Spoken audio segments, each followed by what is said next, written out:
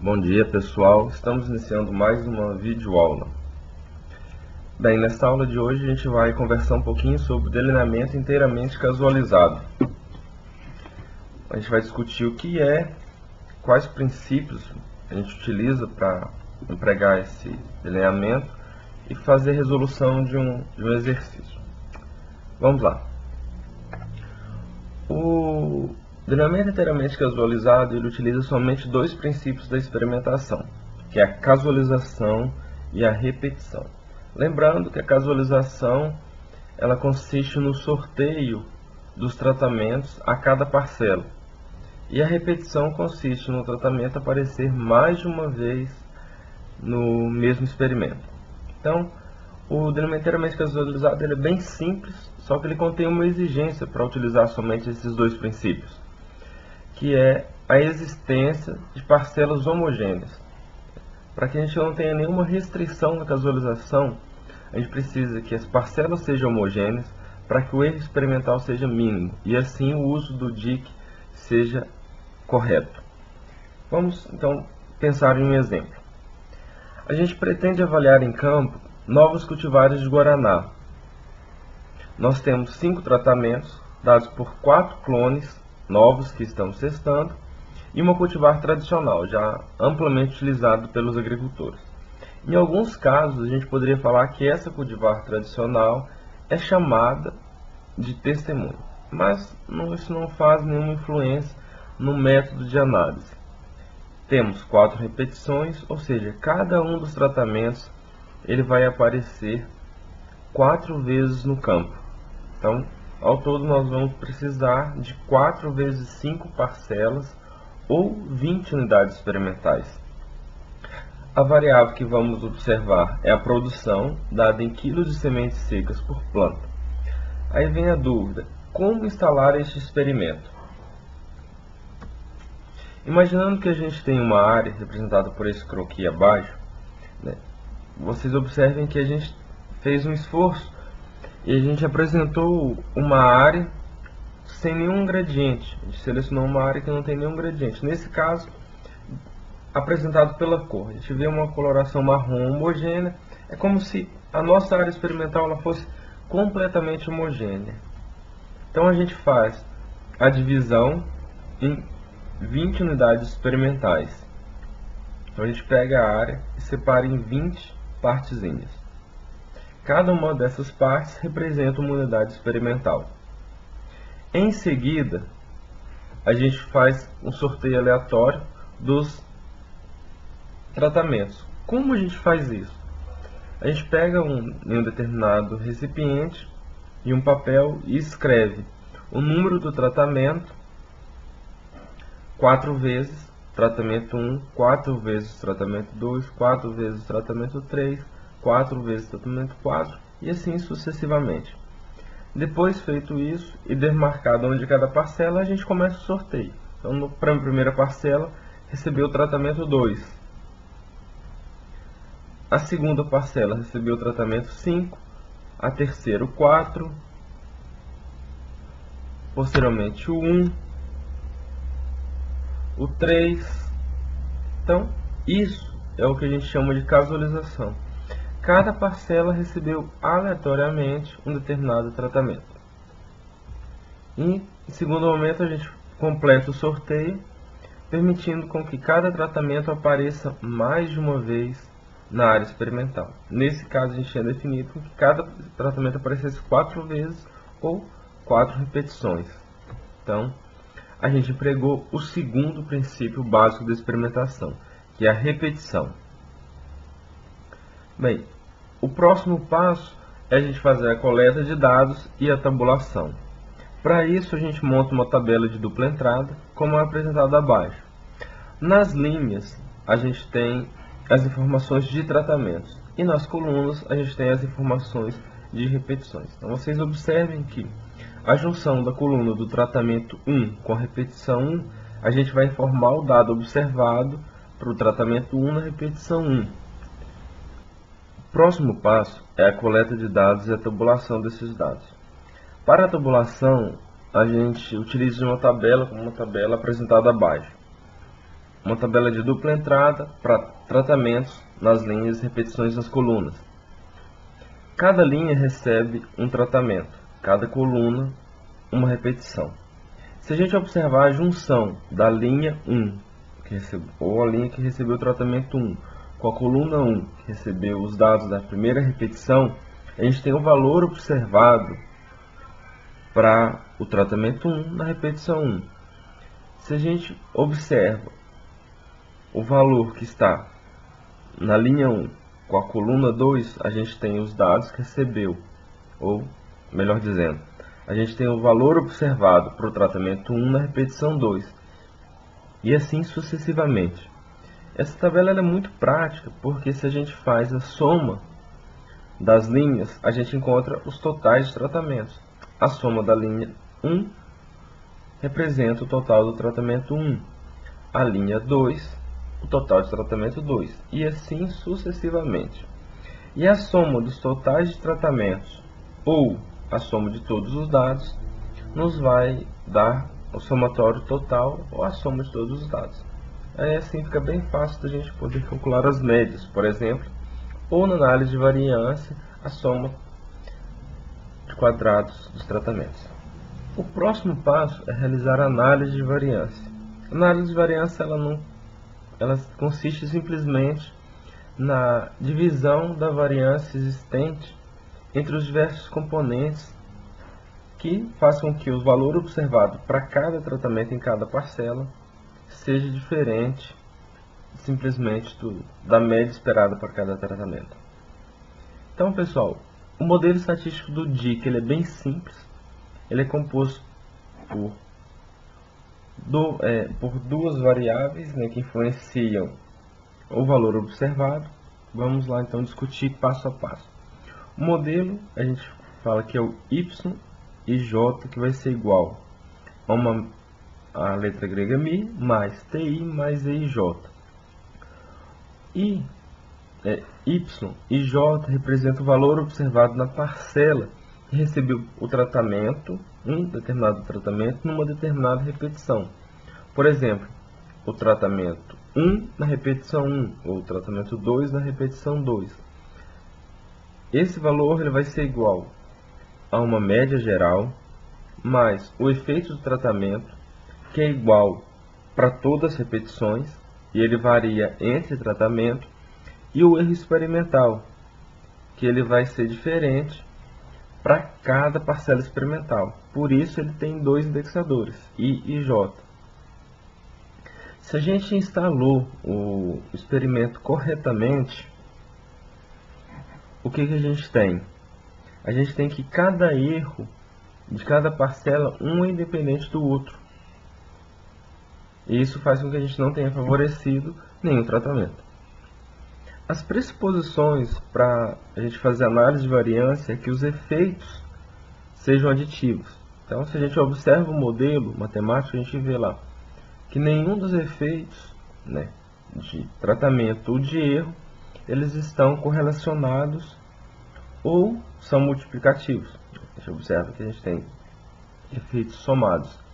E que os erros experimentais, eles são normalmente independentemente distribuídos com média zero e variância sigma. Essa variância sigma significa que os erros, a variância dos erros, ela é única para todo experimento. Isso permite que a gente faça as comparações sem nenhum problema. E a gente tem um único erro para cada um. Então, um detalhe importante é que quando a gente for apresentar as médias, não é necessário a gente apresentar as médias mais ou menos desvio padrão para aquela média, porque o desvio padrão é igual para todos, é baseado nesse sigma 2, que lá na frente a gente vai identificar como quadrado médio do resíduo. Vamos mais para frente.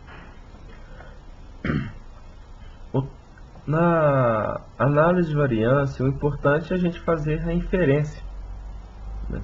Ou a gente fazer um teste que permita a gente concluir se o valor do tratamento é maior do que o valor do acaso ou do erro experimental. Então, para isso, a gente estabelece as hipóteses. A hipótese H0 e a hipótese alternativa. A hipótese H0, na análise de variância, ela corresponde que as médias entre os tratamentos são iguais a uma única média, ou que todos os possíveis contrastes entre as médias de tratamentos são nulos, ou são iguais a zero, né, os contrastes, quando a gente adota um determinado nível de significância. E a hipótese alternativa é a contrária à hipótese H0, ou que existe pelo menos um contraste entre as médias dos tratamentos, que é diferente de zero para o nível de significância adotado. Mas que teste a gente faz na análise de variância? Bem, se a gente pensar no nome, né, análise de variância, então a gente tem que fazer um teste de variância, que é o teste F. Antes da gente fazer o teste F, a gente tem que identificar que o F, ou o valor crítico de F, vai ser o F tabelado, ele vai ser um F ao nível de significância adotado, grau de liberdade de tratamento por grau de liberdade do resíduo. Se o nosso teste F der que o F calculado é menor que o F tabelado, a gente não rejeita a hipótese H0. Ou, mais simples, a gente pode falar assim, a gente aceita a hipótese H0 como sendo verdade. Caso o F calculado seja maior ou igual ao F tabelado, a gente rejeita a hipótese H0. Ou seja, a gente passa a adotar a hipótese alternativa como verdadeira. Então, o quadro de análise de variância ele é extremamente simples, né, para o delineamento inteiramente casualizado. Ele tem duas fontes de variações, que é tratamento resíduo e a variação total. Os graus de liberdade dados por GL, a soma de quadrados, quadrado médio e F. O grau de liberdade de tratamentos é dado por I-1, onde I é o número de tratamentos. O grau de liberdade total é dado pelo número total de unidades experimentais, que é o número de repetições vezes o número de tratamentos menos 1. E o grau de liberdade do resíduo pode ser encontrado por duas formas. Uma forma mais simples, que é você fazer o grau de liberdade total menos grau de liberdade de tratamentos, ou resolvendo essa fórmula, que seria I que multiplica a diferença, J menos 1. Depois de encontrados os graus de liberdade, a gente passa a encontrar a soma de quadrados total, soma de quadrado resíduo e soma de quadrado de tratamento. Posteriormente, a gente encontra o quadrado médio de tratamento e quadrado médio do resíduo, e a razão entre quadrado médio de tratamento e quadrado médio do resíduo nos dá o F calculado, ou teste F, para análise de variância. O próximo passo, então, é resolvermos nosso exercício. Encontrando os graus de liberdade, nós tínhamos 5 tratamentos, então 5 menos 1, 4. Nós tínhamos 5 tratamentos e 4 repetições, então a gente teria 20 unidades experimentais, menos 1, 19. E, por fim, a gente encontra o grau de liberdade do resíduo, que seria 19 menos 4, 15.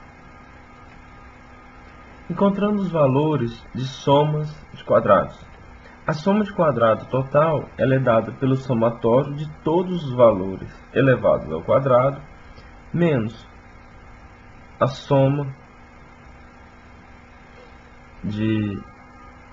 simples dos valores observados elevado ao quadrado dividido pelo número total de unidades experimentais.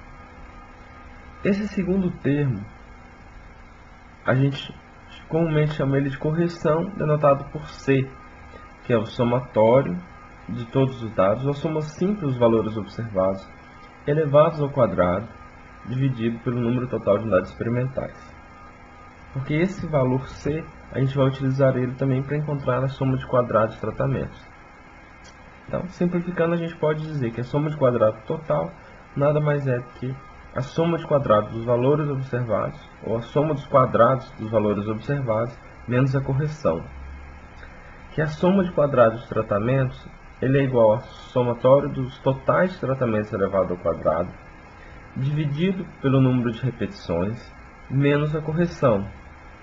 Os quadrados médios eles são encontrados pela soma de quadrados dividido pelo grau de liberdade, e o F calculado pelo quadrado médio de tratamento dividido pelo quadrado médio do resíduo.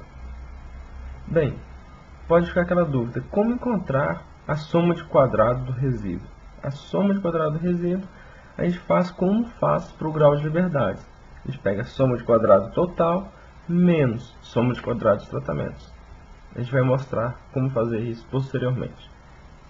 Então, como encontrar a soma de quadrado total e os totais de tratamentos? Para encontrar os totais de tratamentos, basta a gente fazer a soma de cada uma das linhas. Se a gente soma o valor 3,05 mais 3,29 mais 3,25 mais 3,17, a gente tem o total do tratamento 1, que é igual a 12,86. Repetindo essa informação para a linha 2, linha 3, linha 4, linha 5, a gente encontra os totais de tratamentos. E se a gente somar os totais de tratamentos ou todos os valores, a gente encontra então o total geral.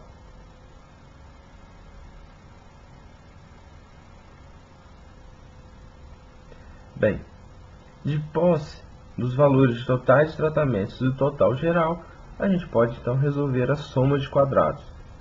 Para fazer a soma de quadrado total, lembrando, a gente vai ter somatório dos quadrados dos valores observados menos a correção.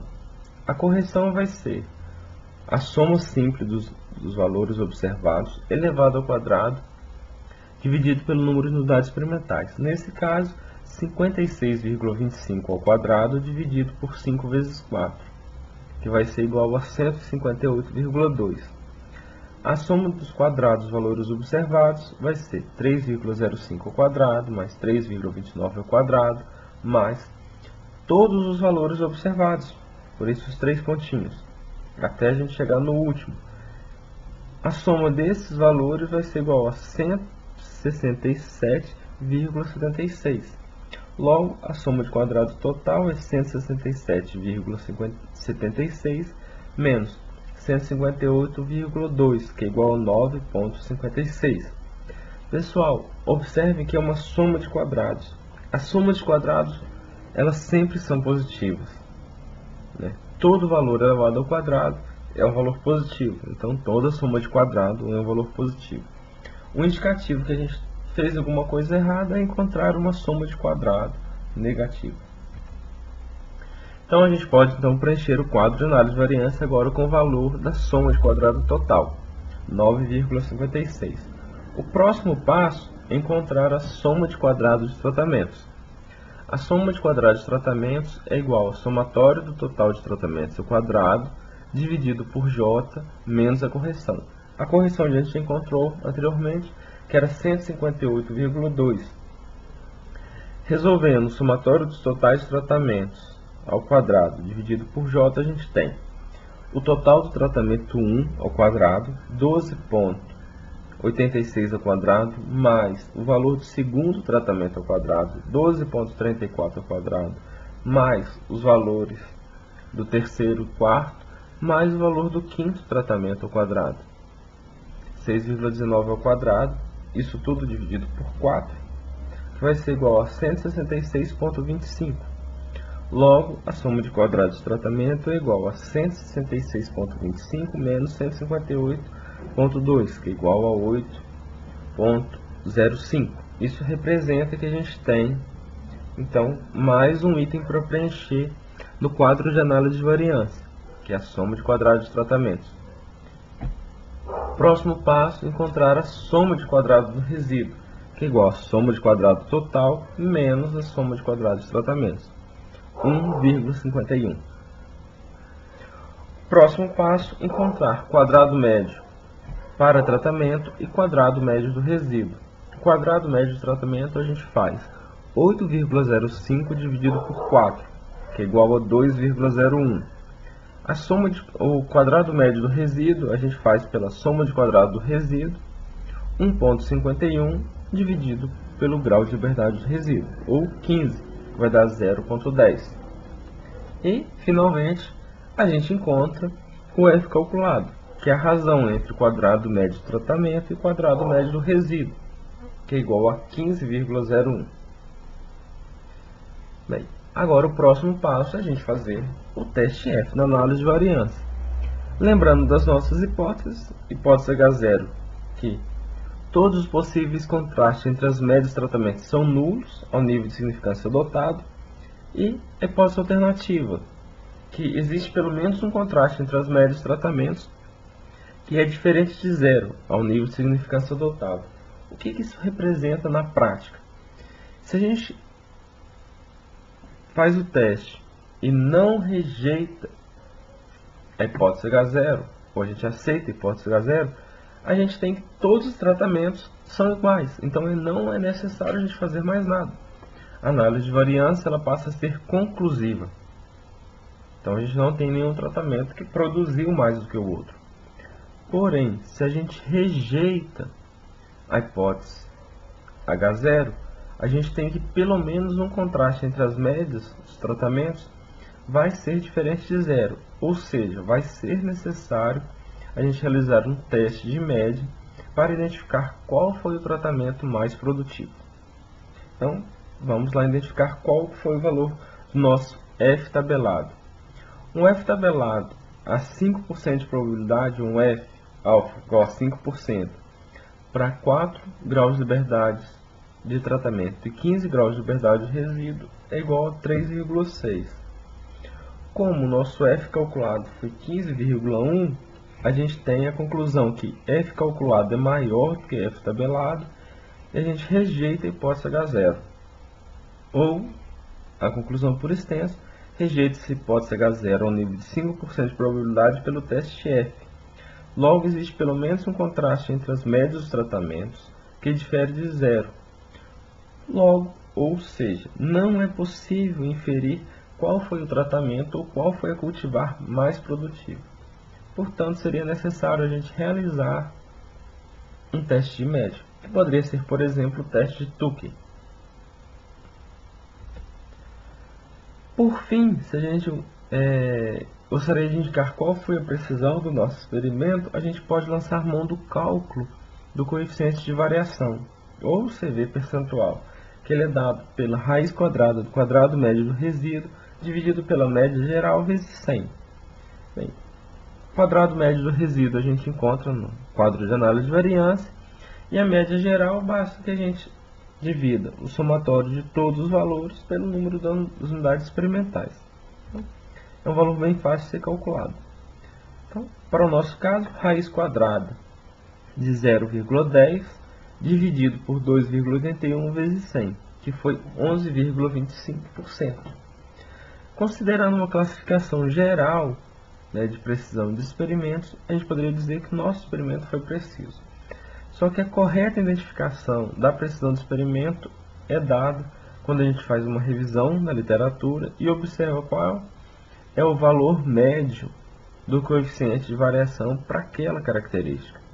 Então seria necessário que a gente fizesse um levantamento na bibliografia sobre a produção do maracujazeiro, observasse do guaranazeiro, que a gente observasse o valor dos coeficientes de variação e assim a gente obtivesse então uma noção exata se o nosso tratamento ou o nosso experimento foi preciso ou não.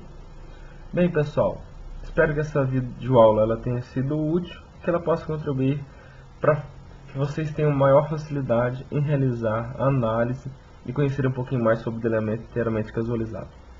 Muito obrigado e até a próxima.